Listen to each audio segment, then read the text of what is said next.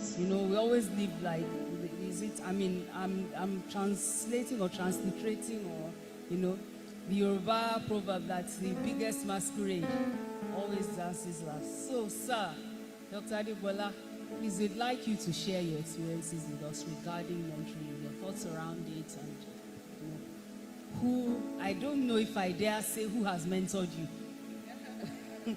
Well, I know you've mentored battalions of students. So, please, sir, how do you cope? Thank you very much. Good morning, church. The whole issue of mentorship strikes me as the kind of difference between learning and getting educated, kind of, because let's say, for example, the difference between speaking and writing. You know, when you are born, you just find yourself speaking. But to write, somebody has to sit you down and teach you to write. So there are certain things you can acquire just by either by diffusion or osmosis, or just being in the atmosphere. Some of it gets to you and you develop that way. But there are certain things that you need to actually be specifically and deliberately taught. And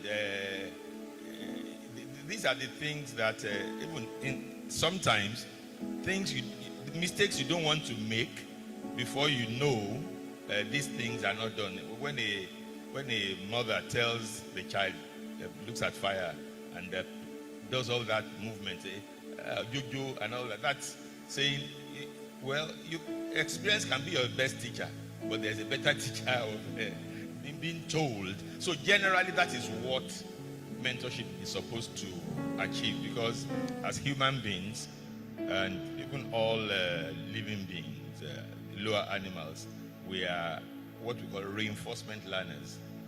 You do something, you notice that you've got it wrong, you say, okay, I will not do that again. You do something, you get positive feedback, you say, oh, brilliant, I will continue to do this. But sometimes, before you find out that this thing is not supposed to be done, you will have lost a bit. So these are the kind of things that mentors save you from. Well, it's real success seminar, but let me use a Bible example. I sat in a teaching once, and it's a teaching about your Paul, your Barnabas, and your Timothy.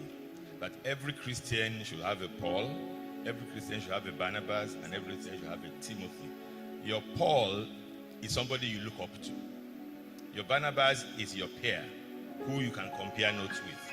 And your Timothy is somebody that you are mentoring. And you find that all these relationships are reciprocal. Between you and your mentor, there's this relationship of, as we say in Yoruba, eti wolongbo. How will I look if so and so hard I did this?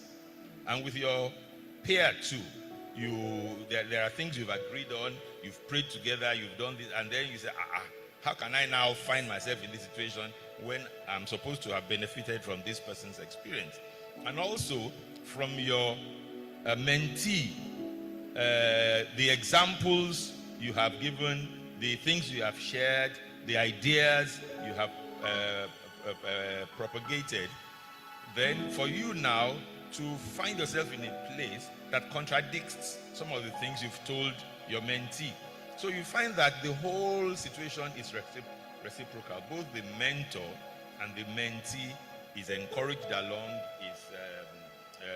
is guided and guarded, and making sure that the right things are done. Well, as for practical examples, well, I've had the privilege of being mentored by some of the best people in their fields, in our fields, in the fields that I've been in. For me, because of my life is a life of being there, done that, I've done so many things in my life, just find that I've had a series of mentors who I still relate to, and some of the things that they taught me, I'm not even interested in that field anymore, I'm doing something else. And they come around and say, I share you. I say, well, that's history. And I remember recently I was reading in the papers that somebody by the name of Lee Evans died. I said, Ali Evans died. Ali Evans was the world record holder in 400 meters low hurdles in the 70s. I happened to have been a middle distance runner in those days. I was a national athlete, and Lee Evans was my coach. And I said, so Lee Evans. And it was then I found out that the man refused to go back to the United States after he finished his career with the National Sports Commission, and he died in Chegondegbami's football village in Wasimi. So I've had such people as mentors. I've had very good friends, peers, who have helped me in the form of iron sharpness iron. And I have many young people that I've had the privilege to mentor. Maybe I should just add that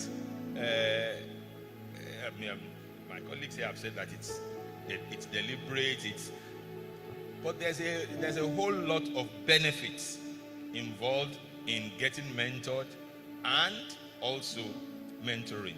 And in the last few years, a lot of the things I do, because I think I can consider myself a retired person, and a lot of the things I do come from people who are my students, mentees, who said, I know somebody who can do this. My Oga, so many years, and then they called me and said, please, can you help us with this? So there's a whole lot involved in this whole thing about mentoring and being mentored.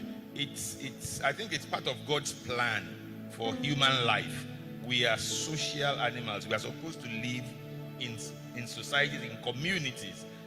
We are not, there are the animals, snakes, for example. The day a snake is born, he goes his way, and they may never meet the parent anymore. But for us, we are too complex for that. We need to be helped along until we can hold our own, and I think that's what mentorship is supposed to achieve.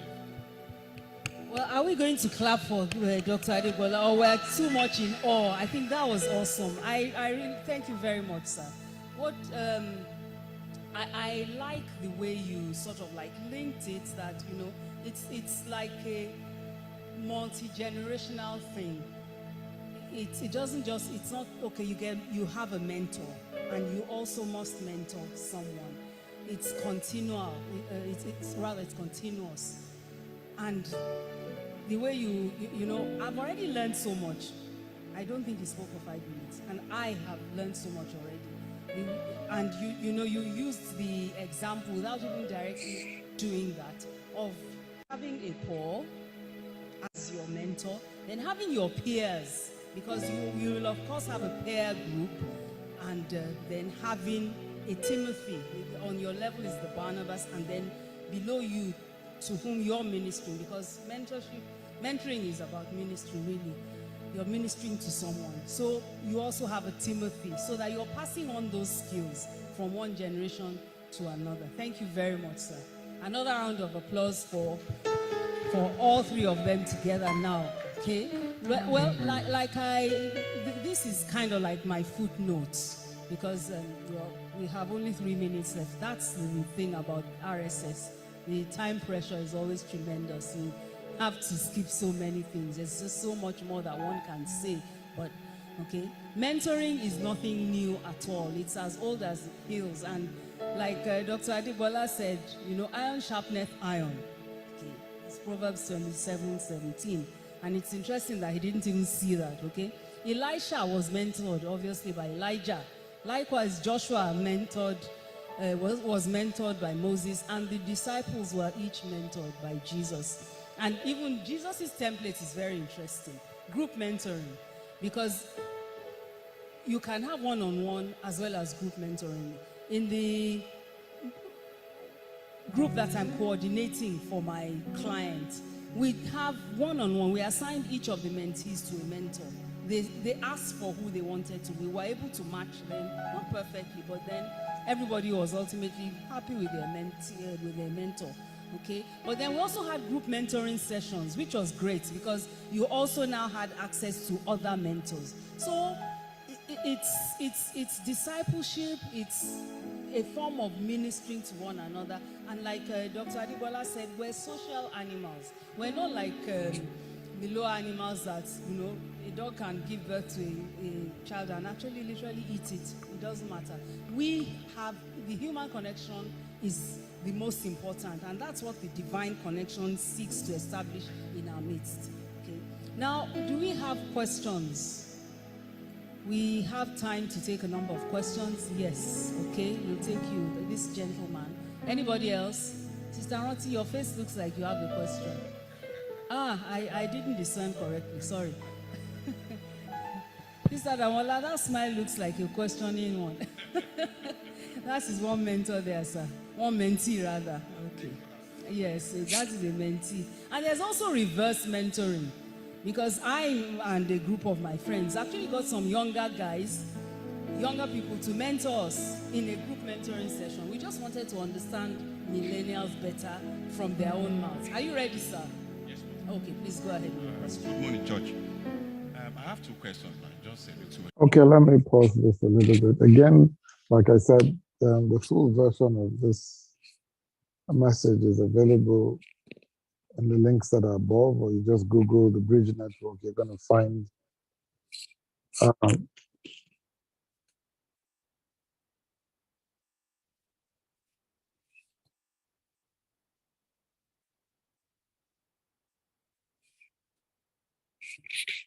and I'm having serious echo problems. Really, it's been a nightmare trying to broadcast. And again, the fact that I'm not having much of a being able to coordinate the Canada timing with people who are all over the world and in Canada. For that, I truly, truly apologize. So I'm going to encourage you to please look at the link and watch these things because they're very useful. There's no point repeating them, and there's no point talking to myself. So thank you so much, and God bless.